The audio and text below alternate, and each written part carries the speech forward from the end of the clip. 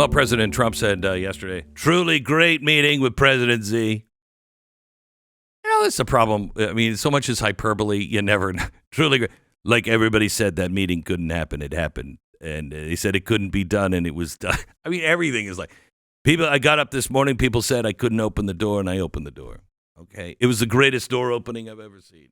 But from all accounts, this was a really, really good meeting. Let me just say this. He's getting ready to meet with Putin, and with what Putin has done in the last couple of days, and now everybody's upset. Oh, my gosh, Donald Trump said he's going to start testing nuclear weapons again. Yeah. You know why? Well, China is testing them, and Russia is testing them. We've had a moratorium on that. And here's what he's really doing. If I heard the news and I was in the Donald Trump White House, I would have walked in after I heard the news, especially yesterday, that Vladimir Putin has a new nuclear missile that he can shoot 6,000 miles away underwater, and it can navigate and then blow up like a hydrogen bomb under the water just off the coast of California, which would create a radioactive tsunami. This is what I would tell the president. Congratulations, Mr. President. You've won. Now, why would I say that? Because Vladimir Putin's not going to do that. He's not going to do that. It would make him the pariah of the entire world. You're not going to set off a nuclear radioactive tsunami to cover Los Angeles. Because if I'm the president, and maybe this would make me a very bad president, but if I'm the president and I hear that he has just launched a nuclear missile towards Los Angeles, my decision is, do I stop it?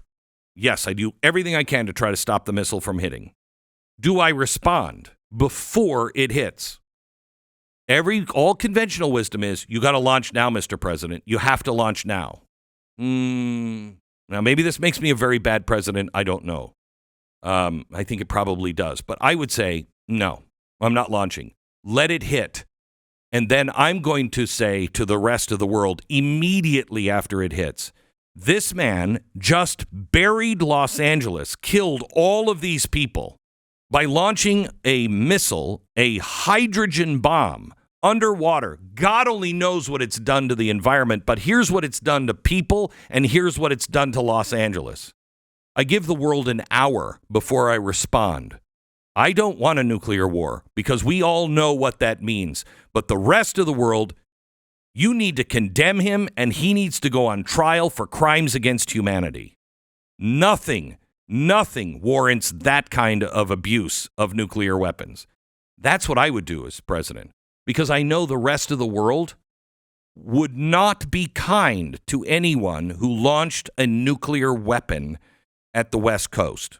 Wouldn't. If we launched a nuclear weapon, even if we blew up Israel with a nuclear weapon, the world would be like, look at what America has just done. They've killed all these Jews. Wait a minute, I'm so confused right now what I'm for and what I'm against. But they would still condemn it. Nobody can get away with that. Putin knows the president is the most concerned about nuclear weapons. So what does he do? He describes 2 nuclear weapons he has.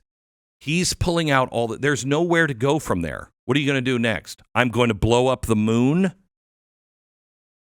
He's just used everything in his bag of tricks. There's no place bigger he can go other than actually launching those things. Mr. President, congratulations, you've just won. So that's what I think is happening with what Donald Trump has done this week and the way Putin is now reacting, and he's about to turn his sights on Putin and Ukraine. So let's watch and see what happens.